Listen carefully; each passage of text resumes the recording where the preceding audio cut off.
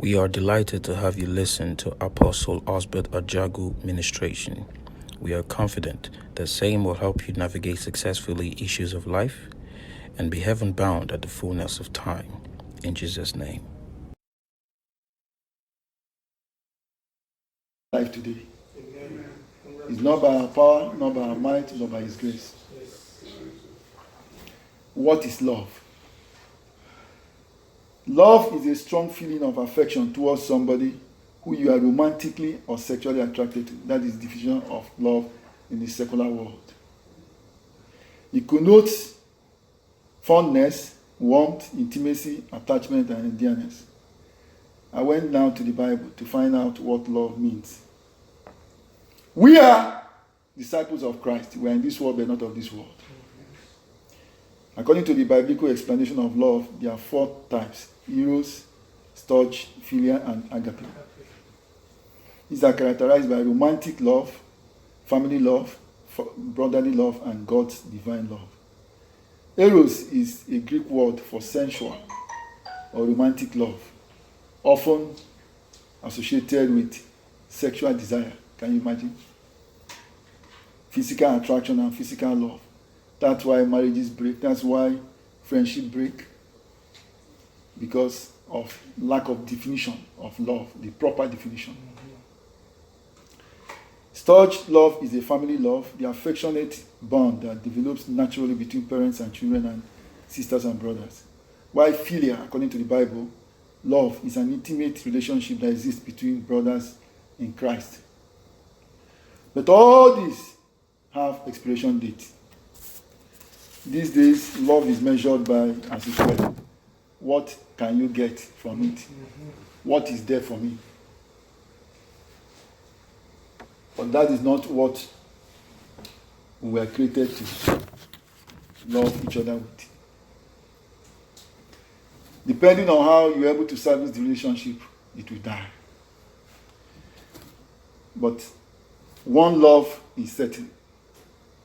Eternal love, which is agape love. What is agape love? Can we turn to 1 John 4:16? 1 John 4, verse 16. Are we there?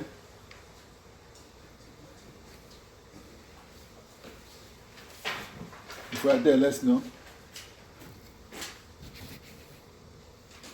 It goes, God is love, and whoever that abides in love abides in God, and God abides in him.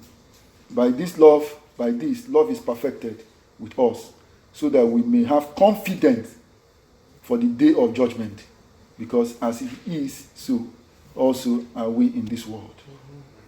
There is no fear in love, but perfect love casts out fear. Remember, fear is faith contaminated. Verse 19, we love because he first loved us. If anyone says, quote, I love God, quote, and hates his brother, is a liar. For he who does not love his brother, who he has seen and sees, will not love God, who he has not seen. And this commandment we have from him: whoever that loves God must love his brother in agape way. In this context, who is our brother? Our brother is not only our biological brother or sister, but anybody who come across. You don't love because of what you get, or what you're going to get, or what is there for you. That's conditional love. This type of love I will be addressing this afternoon. Brethren, love is the greatest weapon to win any soul. I repeat, it's the greatest weapon we have to win anything we need. Agape love is feelable. No wonder God commanded us to love one another. And of course, when one's ways are pleasing to the Lord, even his enemy will be at peace with him. Yes, sir. There are several attributes and advantages of agape love. It brings excellence in whatever you do. The other day I was trying to ask myself, like I preached, how come God left his splendor, his palace, and come to earth as we are to redeem us? Suffering every pain, suffering every humility, every insult. You can imagine you haven't created something. They will tell you are a rogue because of nothing. It's, for me, I wonder if I will accept that. I will just call thunder from above to consume people. But that tells you the magnanimity of our Lord Jesus Christ. We are supposed to love in agape way. Be filled with the Holy Spirit. And it's only then you can say you are righteous. But I've not seen anybody on earth who will say, for this reason I will die, apart from people who do it out of non-knowledgeable experience of the Lord. God has not really called us to die for one another, but to repentance. So how do we love? The Christly way. First, you need to save yourself. You need to love yourself. That's the first thing. If you don't love yourself, you won't be able to love anybody. How do you love yourself? By giving your life to Christ. He has given us two opportunities, two things to decide: to live or to die. If you accept Jesus Christ, you are for life. That means you love yourself. If you don't accept him, you can't force him to accept you. It's voluntary. But guess what? You've planned to die. It is written. It's appointed for man to live and die once, and judgment takes over. So if you love yourself, which is external, I'm talking about agape love, call it selfish love, you must give your life to Christ. It's either you are in Christ or you are in crisis. That's true. So that is the first love. If you don't love yourself, you can't even love Christ. What do I mean by this? If you fail, haven't had the word to give your life to Christ, you don't love yourself at all. Because you are vulnerable. You are prone to anything. Anything can happen to you anytime. And once you die, it's judgment. 2, how do you love people? Secondly, you have to love Christ. I repeat, the first one is to love yourself, such that when you die, you know where you're going. And that cannot be done if you love Christ. So 2 of them are interwoven. 3, you need to love people, not conditional. You can't say you love people when you don't love God. You can't say you love God when you don't love people you see. So before you profess that you love people, you must love yourself by giving yourself to Christ. You must acknowledge and thank God for dying for your sin, even when you were yet a sinner. He came and died. Which love is more than that? No love can be more than that. How do you love your brother and sister? In this context, I repeat, it has to do with generality of people. You need to love people, even if they hate you. That's why God said, pray for your enemies. I'll give you a typical example. Over the weekend, precisely yesterday morning, I got a text from somebody who is supposed to be close to me, and the text was devastating. Very devastating. Less than 2 minutes, I got another call from somebody that we should pray for somebody.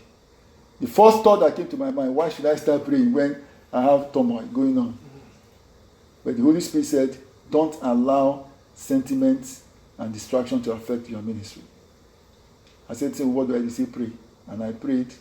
In spite of all that, I just quarantined the problem. I went ahead and prayed.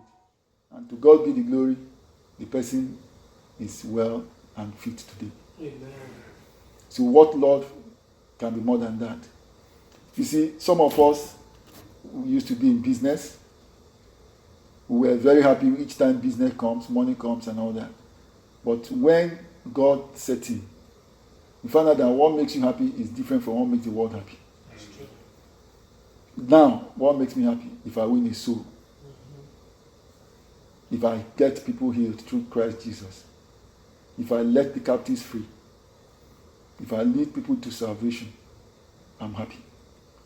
Completely a different thing from what I was used to.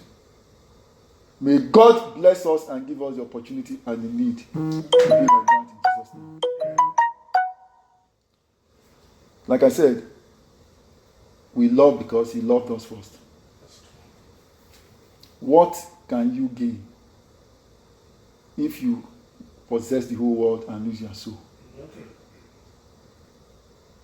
Nothing. 1,000 years on earth is like 1 day, 1 minute before eternity, before God. We need to prioritize. We need to have a paradigm shift. Let those things that please the Spirit please us. Let us be transformed. I'm not saying we should not do business, but we'll do clean business. I'm not saying we should not make relationships or have relationships. We do. We should. But define the limits of your existence vis-a-vis your friendship. Any friendship that is not anchored on God is not worth it. No. These are days the devil is devastatingly affecting people with one plague or the other. But if you know that in Christ Jesus you are full and settled, you have a backer. And that is the hope we have. Jesus is our perfect love. He did not only die for us, even when